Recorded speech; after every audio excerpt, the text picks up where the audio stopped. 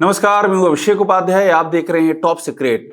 इस समय जो सबसे अधिक खबर चर्चा में है वो खबर है अपर्णा यादव और प्रतीक यादव के बीच में मनमुटाव की खबरें, तलाक की नौबत की खबरें और अलगाव की खबरें। हर कोई ये जानने की कोशिश कर रहा है कि हुआ क्या। हम आपको इस खबर का सबसे दिलचस्प पहलू बताने जा रहे हैं। अंदर की कहानी हुआ क्या। ये जो कुछ भी हुआ है इसमें कुछ पुराना भी एलिमेंट शामिल है, लेकिन 24 घंटे में क्या हुआ है ये बहुत दिलचस्प है। लंदन से लखनऊ के बीच 24 घंटे में क्या हुआ है, आप जब इसको जानेंगे तो आप समझ जाएंगे कि यह मामला किस तरह से एक्सप्लोड कर रहा है। इसके पीछे कौन सा किरदार है, ये इतना आसान ये मामला नहीं है जितना कि आसान इसको कहा जा रहा है या जितना कि आसान इसे समझा जा रहा है। ये सिर्फ प्रतीक और अपर्णा के बीच में अलगाव की खबरों की कहानी नहीं है, बल्कि पीछे भी कुछ किरदार हैं इसमें। और ये लंदन से लखनऊ तक की का ये जो टाइम जोन है, ये जो गैप है, इसके बीच में भी कई किरदार हैं। कहानी शुरू करते हैं। कहानी शुरू हो रही 24 घंटे पहले लंदन से। प्रतीक यादव लंदन में हैं। वे लंदन से वापस आ रहे हैं लखनऊ, और लंदन से लखनऊ के बीच में क्या हुआ है वो सबसे ज्यादा दिलचस्प है। दरअसल थोड़ा सा बैकग्राउंड में आपको ले जाएं, यह कहानी थोड़ा पहले से चल रही है। प्रतीक यादव, आप अगर उनके बारे में जानते हो, थोड़ा सा उनके बारे में आप शोध करेंगे तो आप ये जान जाएंगे कि प्रतीक यादव बीमार रहते हैं और उनका इलाज चल रहा है। उनके इलाज के लिए अपर्णा यादव भी उनको साथ लेकर के और उनकी दवाई को हासिल करने के मकसद से अभी वो हाल ही में विदेश भी गई थी। वे अपर्णा यादव की ओर से प्रतीक यादव की दवाई का और ये जो न्यूरो की समस्या है, अंतर्राष्ट्रीय विशेषज्ञों से इसको कंसल्टेशन का कंटिन्यूअस इंतजाम किया जा रहा है। ऐसे में 24 घंटे में ऐसा क्या हो गया कि बात यहां तक पहुंच गई। आपको मैं एक ताजी इंफॉर्मेशन देता हूं, और वो ताजी इंफॉर्मेशन है प्रतीक यादव ने ये जो इंस्टाग्राम पे लिखा है अपनी पत्नी के बारे में, एक नहीं बल्कि 2 बार लिखा है। जिस तरह से कहा है फैमिली डिस्ट्रॉयर, जिस तरह से कहा है कि अपर्णा यादव फैमिली को तोड़ने वाली हैं, मुझे मेरे परिवार से अलग कर दिया, और वो बहुत ही स्वार्थी हैं। सिर्फ उनको अपना ही फायदा समझ में आता है, सिर्फ अपना ही वो प्रचार चाहती, मीडिया अटेंशन चाहती हैं। ये जो बातें प्रतीक यादव ने लिखी हैं, इसके पीछे कहानी क्या है ये जानने से पहले आप समझ लीजिए कि इस इंस्टाग्राम पोस्ट के बाद भी हमारे सोर्सेज ये कहते हैं कि प्रतीक यादव ने अपर्णा यादव को कांटेक्ट किया है। अब आप जानकर के हैरान रह जाएंगे कि कौन सी माना स्थिति है कि एक और जो व्यक्ति लिख रहा है इंस्टाग्राम पर कि अपर्णा यादव फैमिली डिस्ट्रॉयर हैं, अपर्णा यादव फैमिली को ध्वस्त करने वाली हैं, वही अपर्णा यादव से कांटेक्ट कर रहा है। और ये कांटेक्ट जो है कंटिन्यूअस है, हमारे सोर्सेज के मुताबिक मैं आपको बता रहा हूं।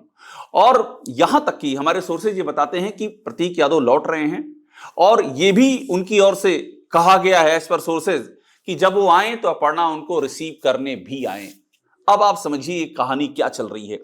मैं आपसे कह रहा हूं लंदन टू लखनऊ बहुत कुछ चल रहा है कि लंदन से प्रतीक यादव उड़ रहे हैं, उनको पहुंचना है। हमारी जानकारी कहती है कि मुंबई में वो लैंड करेंगे, और सूत्र बताते हैं कि वो ये चाहते हैं कि अपर्णा यादव उनको रिसीव करने आए। अब आप सोचिए, एक और इंस्टाग्राम पे ये पोस्ट लिखी जा रही है जिसमें अपर्णा यादव को फैमिली डिस्ट्रॉयर बताया जा रहा है, जिसमें ये बताया जा रहा है कि अपर्णा यादव के अंदर कोई वैल्यू नहीं है, और अपर्णा यादव ने प्रतीक यादव की जिंदगी को नीरस कर दिया है। वो उनका कोई ख्याल नहीं रखती हैं, वो बड़ी सेल्फ सेंट्रिक महिला हैं। उनको सिर्फ अपनी ही प्रसिद्धि चाहिए, अपनी ही तारीफ चाहिए। मैंने इसके पहले जो वीडियो बनाया था उसमें मैंने लिखा था कि ये क्या स्टोरी अभिमान की तरह जारी है। एक जमाने में फिल्म आई थी अभिमान, अमिताभ बच्चन और जया भादुड़ी की, और उसमें कहानी यही शुरू होती है कि अमिताभ बच्चन का एक शिखर होता है, लेकिन जब जया भादुड़ी आती हैं पब्लिक लाइफ में तो अमिताभ बच्चन का शिखर जया भादुड़ी के आगे बौना पड़ जाता है। जया और भी ऊंचाई पर पहुंच जाती हैं, और वहीं अमिताभ बच्चन के अंदर एक इंफीरियरिटी कॉम्प्लेक्स, एक हीन भावना आनी शुरू होती है, और कहानी वहीं से अलग टर्न ले लेती है। इस मामले में भी जो सूत्र बता रहे हैं, जो सवाल उठ रहे हैं, जो संकेत मिल रहे हैं, वो यही बता रहे हैं कि क्या ये कहानी उसी ओर जारी है। क्योंकि शुरुआत तो प्रतीक यादव की ही फेम से होती है। प्रतीक यादव मुलायम सिंह यादव के बेटे, और इस नाते से उनको कौन नहीं जानता है। कौन नहीं जानता था और आज कौन नहीं जानता है। लेकिन बीच में अपर्णा यादव की एंट्री होती है। ये आज से करीब 15 साल पुरानी घटना है। 15 साल पहले की बात है। साल 2011 में ये शादी हो जाती है। उसके पहले का अफेयर होता है, लेकिन साल 2011 में शादी हो जाती है और बड़ी ही शादी हाई प्रोफाइल शादी होती है। उस शादी में तमाम बड़े मेहमान आते हैं, मुलायम सिंह यादव खुद अगवानी करते हैं और ये शादी संपन्न होती है। और यहीं से प्रतीक की जिंदगी में अपर्णा ऑफिशियली एंटर कर जाती हैं। और उसके बाद जो अपर्णा की राइज है उस पर आप ध्यान देंगे तो आपको समझ में आ जाएगा। अपर्णा यादव पहले समाजवादी पार्टी में राजनीति में आगे बढ़ने की कोशिश करती हैं, कवायद करती हैं और बाकायदा कैंट से इलेक्शन लड़ जाती हैं। वे ये साल 2017 होता है, वो इलेक्शन हार जाती हैं। और उसके बाद भी ऐसा नहीं होता है कि वो बैठ जाएं, वो लगातार कोशिश करती हैं कि उनको एक नई मंजिल मिले। लेकिन समाजवादी पार्टी में उनको लगता नहीं है कि उनका रास्ता है, तो वो मुलायम परिवार में होते हुए, मुलायम सिंह यादव के होते हुए वे बीजेपी के संपर्क में रहती हैं और उसके बाद अंततः वो बीजेपी ज्वाइन कर लेती हैं। और दिलचस्प किस्सा ये होता है कि मुलायम सिंह बाकायदा उनको आशीर्वाद देते हैं। ये सब चीजें पब्लिक डोमेन में आ चुकी हैं और इस बात को मैं इसलिए भी जानता हूं क्योंकि ये जब अपर्णा यादव आई बीजेपी में तो सबसे पहले मैंने ही ये स्टोरी ब्रेक की, ये खबर पब्लिक डोमेन में रखी कि अपर्णा यादव अब समाजवादी पार्टी का दामन छोड़ करके बीजेपी ज्वाइन करने वाली। जब मैंने ये स्टोरी ब्रेक की थी तो किसी को यकीन नहीं हुआ था। एक तरह का आप यूं समझ लीजिए कि एक राजनीतिक सेंसेशन क्रिएट हो गया। लोगों ने बड़े सवाल उठाए कि ये तो हो ही नहीं सकता है, चैलेंज किया कि ये नहीं हो सकता है, मुलायम की बहू कैसे बीजेपी में जा सकती है। लेकिन अंततः हमारी स्टोरी पर मुहर लगी, अपर्णा यादव आई बीजेपी में। और बीजेपी में आने के बाद का स्ट्रगल आप देखिए, जो मैं चीजें बता रहा हूं ना, इससे आप जोड़ेंगे अभी ये जो हुआ है लखनऊ टू लंदन, इससे ये बैकग्राउंड जुड़ता है, इसलिए मैं साथ साथ ये बता रहा हूं। अभी फिर कहानी लंदन में चली जाएगी, फिलहाल लखनऊ में और आगे बढ़ते हैं। अपर्णा यादव बीजेपी में स्ट्रगल करना शुरू करती हैं। ये इतना आसान नहीं रहता है। बीजेपी 2022 के चुनाव में अपर्णा यादव को जमकर उनको प्रचार में उनका प्रयोग करती है। वे जगह जगह जाती हैं, अपनी बातें कहती हैं, उनको जिम्मेदारी सौंपी जाती है यादवों को वो बीजेपी की ओर लेकर के आए, वो उसकी भी कवायद करती हैं। यहां तक कि ना चाहते हुए भी कई बार उनको अपने परिवार के खिलाफ भी बोलना पड़ता है, लेकिन उसमें भी वो एक बीच की रेखा रखती हैं, मर्यादा रखती हैं। उस रेखा को पार नहीं करती हैं। वो अपने भैया और भाभी यानी कि अखिलेश यादव, डिंपल यादव के बारे में जब बोलती हैं तो एक लेवल पर रुक जाती हैं, कभी भी उन पर अटैक नहीं करती हैं। और इस बात का तो मैं खुद भी गवाह हूं, क्योंकि मैंने भी कई इंटरव्यू किए। उन्होंने यहां तक मेरे इंटरव्यू में कहा था कि मैं अपनी, जब ये बात चल रही थी, ये साल था 2024 और मैंने उनका इंटरव्यू किया लखनऊ में, और तब ये चर्चा हो रही थी कि अपर्णा यादव का रोल क्या होगा, उनको टिकट मिलेगा क्या लोकसभा का। क्योंकि इससे पहले 2022 में भी पार्टी ज्वाइन करने के बावजूद उनको विधानसभा का टिकट नहीं मिला, जबकि वो चाह रही थी कि कैंट से उम्मीदवार हो जाएं, लेकिन उनको टिकट नहीं दिया गया। उसके बाद जब 2024 आया और तब तक अपर्णा को कोई पार्टी में कोई जगह भी नहीं मिली थी, कोई पद नहीं मिला था संगठन में, या यूं कह लीजिए कि जो किसी आयोग निगम वो कहीं नहीं थी। तो ये हुआ कि 2024 में अपर्णा यादव को टिकट दिया जाएगा लोकसभा का। मैंने उनका इंटरव्यू उनके घर पे किया और उस इंटरव्यू में अपर्णा ने एक बड़ी बात कही। उन्होंने कहा कि देखिए, मैं तो तैयार हूं कि मैं प्रियंका गांधी के आगे लोकसभा से लड़ जाऊंगी, मुझे मौका दे दिया जाए। ये उन्होंने उसमें अपनी इच्छा जाहिर की, क्योंकि उस समय तक रायबरेली से कौन लड़ेगा बीजेपी की ओर से तय नहीं था। तो उन्होंने कहा अगर प्रियंका गांधी रायबरेली उतरती हैं तो रायबरेली में मैं उनके सामने लड़ना चाहूंगी। ये उन्होंने मुझे कहा और ये इंटरव्यू हेडलाइन रहा। उसी मैंने ये भी पूछा कि अगर बीजेपी आपसे कहती है कि आप डिंपल यादव के खिलाफ उतर जाइए, तो उन्होंने कहा कतई ये हो नहीं सकता है, ना मैं डिंपल भाभी के खिलाफ चुनाव लड़ूंगी और ना ही मैं प्रचार करूंगी। ये उन्होंने क्लियर कहा। तो उन्होंने एक रेखा वहां पर रखी और उसके बाद लोकसभा का चुनाव हो गया। अपर्णा को फिर इंतजार करना पड़ा। फाइनली जब ये बारी आई कि आयोग, निगम, बोर्ड इनमें पद दिए जाने हैं, तो अपर्णा को आखिरकार महिला आयोग में उपाध्यक्ष का पद दिया गया। वहां भी उनको वो नहीं मिल पाया जिसकी वो उम्मीद में थी। और हमारे सोर्सेज बताते हैं इसका उनको दुख भी रहा, नाराजगी। उन्होंने दिल्ली तक आई, अपनी नाराजगी जताई। उनको समझाया गया कि अभी ये पद ले लीजिए, आगे कुछ और बेहतर होगा। और अपर्णा यादव महिला आयोग की उपाध्यक्ष बन गई। उपाध्यक्ष बनने के बाद भी जिस तरह से वो एक्टिव रही और तमाम जगहों पर जाती रही, वो प्रोएक्टिव रोल निभाती रही, उत्तराखंड से लेकर के अभी हाल में जो केजीएमयू में हुआ, ये सारी चीजें इस बात को जाहिर करती रही कि अपर्णा यादव का जो एक्टिविज्म है वो नेक्स्ट लेवल पर जा रहा है। सवाल यहीं से उठा कि क्या प्रतीक यादव को यहीं से दिक्कत शुरू हुई क्या, ये एक सवाल उठा। सवाल इसलिए उठा क्योंकि अपर्णा यादव की ये जो ग्रोथ थी, ये क्या प्रतीक यादव को समझ में नहीं आई, या कुछ लोग प्रतीक यादव को पीछे से उनके कान भर रहे थे? क्या घर के भीतर ये चल रहा था, घर के भीतर से चल रहा था, ये बाहर से चल रहा था? क्या बीजेपी के भीतर से ऐसा चल रहा था? क्योंकि बीजेपी में भी ऐसा नहीं कि सब अपर्णा के हित चिंतक ही हैं, उनको बीजेपी के भीतर भी एक लड़ाई लड़नी पड़ी है और अभी भी पड़ रही है, ये फैक्ट है। तो अब प्रतीक यादव को कौन काउंसल कर रहा था? घर के भीतर से चल रहा था या पार्टी, जिस पार्टी में वो हैं उस वहां से चल रहा था? ये एक बड़ा सवाल उठा और ये सवाल लंबे समय तक तैरता रहा, ये सवाल आज भी कायम है। इस बीच में कई ऐसे मामले हुए, हमारी जानकारी ये कहती है, जब प्रतीक यादव ने अपर्णा यादव पर सवाल खड़े किए, और ये सवाल जो खड़े किए उसमें सबसे क्रक्स में वही था जिसको आज वो लिख रहे हैं, वो बार बार लिख रहे हैं प्रतीक यादव, कि अपर्णा यादव बहुत ही स्वार्थी हैं, उनको अपना फेम चाहिए, अपनी फेमस होना चाहती, यानी कि वो बार बार यही चोट कर रहे हैं कि अपर्णा यादव पॉलिटिकली बहुत आगे बढ़ रही हैं। आप ध्यान दीजिए उनकी बातों पर, बिटवीन द लाइन सब समझ जाएंगे।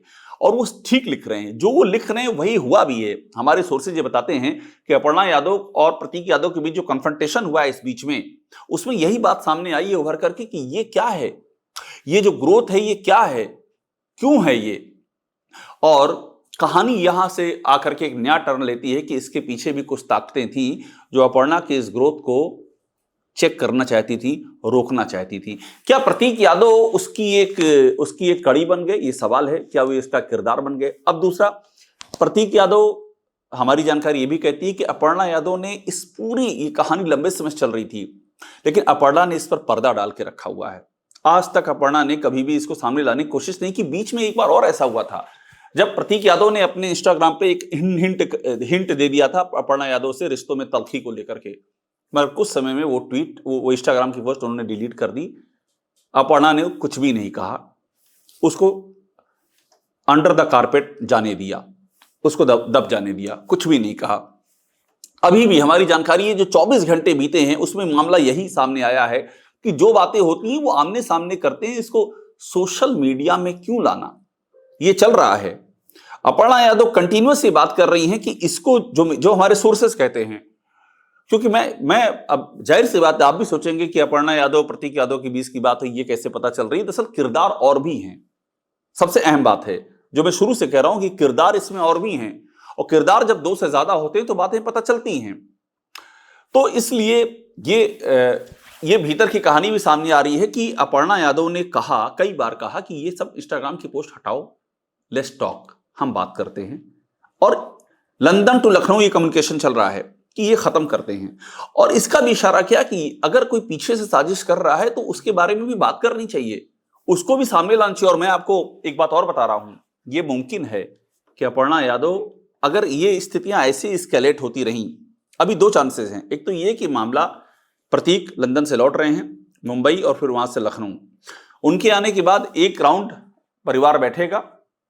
और चूंकि प्रतीक मानसिक तौर पर भी काफी परेशान रहते हैं, उन्होंने अपने इंस्टाग्राम की पोस्ट में, पहली पोस्ट में, यह इशारा किया कि मेरी मानसिक स्थिति ठीक नहीं है। ये लाइन लिखी है प्रतीक यादव ने। चूंकि वो खुद इस बात को लिख रहे हैं कि मेरी मानसिक स्थिति ठीक नहीं है, तो आप इससे समझ सकते हैं कि मामला कहीं तो फंसा हुआ है, कोई तो दिक्कत भी है। तो एक राउंड ये परिवार बैठेगा भी। और अभी भी अपर्णा की ओर से सोर्सेज ये बताते हैं, कोशिश होगी इस मामले को यहीं खत्म किया जाए, किसी भी तरह से खत्म कर दिया जाए। मिसअंडरस्टैंडिंग हो गई, आईडी हैक हो गई, जो भी हो, खत्म करते हैं इसको, एक नई शुरुआत करते हैं। लेकिन अगर ये मामला खत्म नहीं होता है तो अपर्णा का वो पक्ष भी सामने आएगा जिसे उन्होंने सामने आने नहीं दिया है। वो कई बार पहले भी सामने आ सकता था, क्योंकि प्रतीक यादव ने आज अभी जो किया है, हमारे सोर्सेज ये बताते हैं, ये कोई पहली बार नहीं हुआ है। कई बार पहले भी डिफरेंसेस हुए हैं, कई बार पहले भी बहुत सारी बातें भी हुई हैं, लेकिन अपर्णा ने उनको सामने आने से कोशिश करके सायास रोका है। मगर अब ये चीजें स्पिल आउट होने की पूरी संभावना है। अगर ये स्पिल आउट होती हैं तो आप अपर्णा का पक्ष भी जान पाएंगे, और मैं आपको दावे से कर रहा हूं, अपर्णा का पक्ष सामने आएगा तो आप दंग रह जाएंगे। हमारे सोर्सेज कहते हैं अपर्णा के पास कहने के लिए बहुत कुछ है। इस प्रदेश की सबसे बड़ी पॉलिटिकल स्टोरी अनरेवल हो सकती है अगर अपर्णा ने बोलना शुरू किया। इस बात के भी संकेत मिल रहे हैं। तो इंतजार करते हैं प्रतीक के लौटने का। इस मामले में बहुत कुछ है, बताने को, जानने को। और इस बात इसका सिग्निफिकेंस भी है इस मामले का। ऐसा नहीं है कि ये एक घरेलू मामला है, पति पत्नी के बीच के मामले पर स्टोरी करने का कोई मतलब नहीं है, मैं भी इस बात से सहमत हूं और करनी भी नहीं चाहिए। लेकिन ये बात सिर्फ पति पत्नी की नहीं है, ये बात उससे ज्यादा है। ये खुद प्रतीक यादव अपनी पोस्ट में लिख लिख करके इंडिकेट कर रहे हैं कि ये महत्वाकांक्षा, ये फेम, प्रसिद्धि, ये जो पॉलिटिकल राइज है अपर्णा का, ये उसकी ओर इशारा है। कोई पॉलिटिकल कॉन्स्पिरेसी है क्या? एक लीगेसी है मुलायम सिंह यादव की, काफी लोग प्रभावित होते हैं, असर लंबा जाएगा, असर बीजेपी में भी जाएगा, असर समाजवादी पार्टी में भी जाएगा, असर परिवारों में भी जाएगा। इसलिए इतनी बड़ी स्टोरी को आप ये लिमिट नहीं कर सकते हैं कि पति पत्नी के बीच का मामला, ये मामला उसके आगे का है। और जिस तरह से मामला अनफोल्ड हो रहा है, अगर ये रुकता है तो अभी भी गनीमत, अगर ये नहीं रुकता है तो बहुत ही चौंकाने वाले पहलू सामने आएंगे। टॉप सीक्रेट को देखते रहिए, आप लाइक कीजिए, सब्सक्राइब जरूर कर लीजिए। सारे महत्वपूर्ण पहलू हम आपके सामने रखेंगे और in the interest of news, खबरों के हित में रखेंगे और समाज और राजनीति पर जो असर पड़ रहा है उसके इंटरेस्ट में रखेंगे, क्योंकि उसका भी सामने आना उतना ही जरूरी है।